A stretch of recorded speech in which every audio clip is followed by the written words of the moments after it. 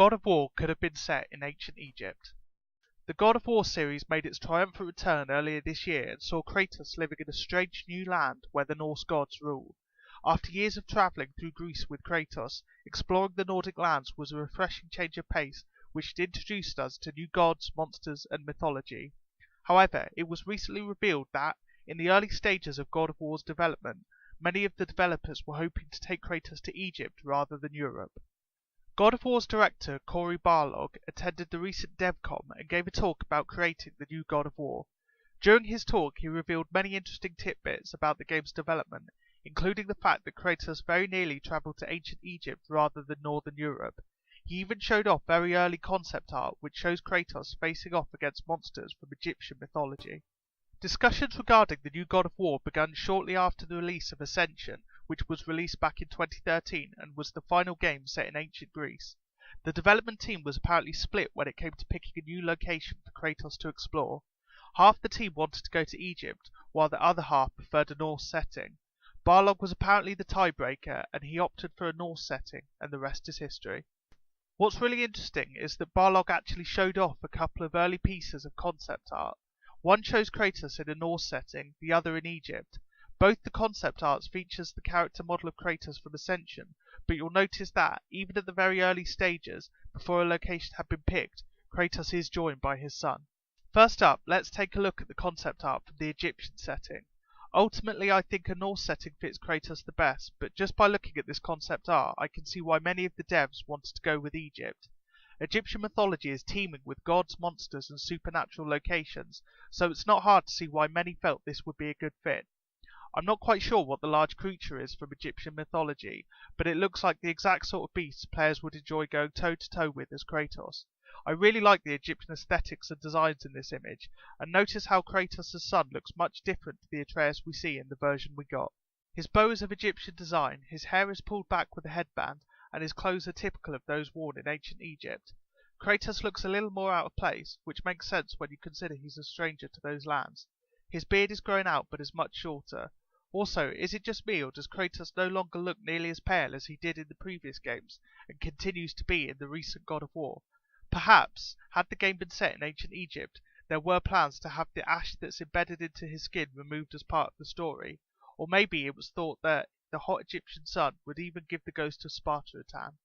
Moving on to the concept art that pictures a Norse setting, we see a game that looks much closer to what we eventually got, but there are still some interesting details. Firstly, the Draugr Kratos is fighting appear to be much more skeletal than the ones we see in the final game, and remind me a lot of the Draugr designs featured in Skyrim. Kratos looks much the same, and, unlike the Egyptian art, appears to still bear the ash on his body.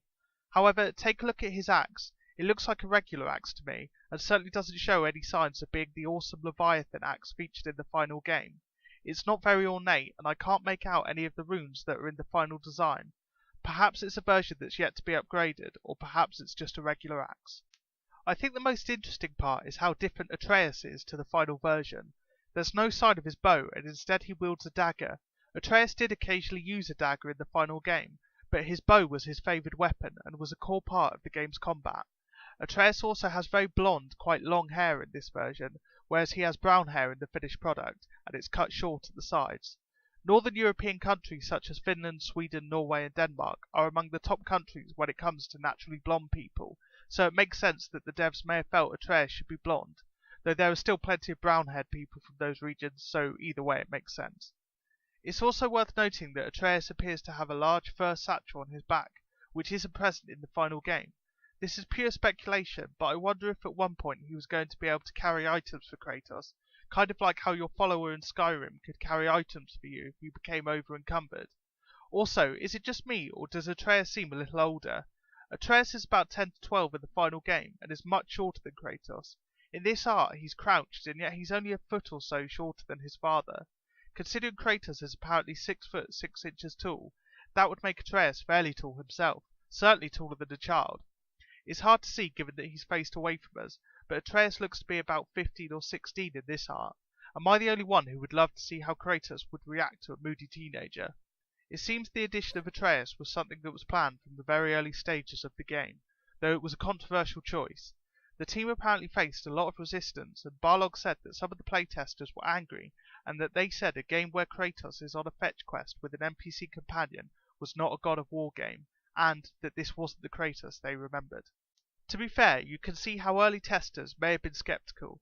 In the previous games, Kratos was a killing machine that only had one emotion, anger. Suddenly, seeing Kratos as a somewhat more restrained father was probably pretty jarring for some testers, especially if they didn't get to see any of the background for the game that explains where Kratos is in his life at this point.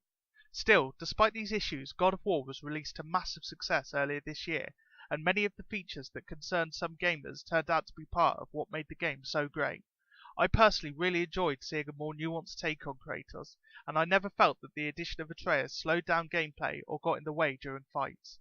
I can't wait to see how the series further explores Kratos and Atreus' journey through Norse mythology, though I have to say that the Egyptian concept art has also made me realise that the Egyptian setting could be equally interesting. It's worth noting that in the final game there are a couple of hints that suggest Kratos may still end up journeying to other lands. At one point, Kratos encounters a carving which shows Egyptian, Japanese and Celtic symbols, as well as the Greek Omega symbol. Perhaps Barlog is just teasing us, or perhaps there's more to this than meets the eye. What do you think? Would you have preferred an Egyptian setting for God of War, or are you happy Barlog and his team went with Norse mythology? Perhaps it was lucky they did go with the Norse setting, given that, only a few months before the release of God of War, Assassin's Creed Origins took us to Egypt. What mythologies would you be interested in seeing Kratos explore? I'm certainly intrigued by a Japanese setting. If you enjoyed this video, then please leave a comment and give it a like, that really helps me out. If you're new, then feel free to subscribe. I put out videos at least twice a week and cover everything nerdy, from video games to films to books and television. See you next time.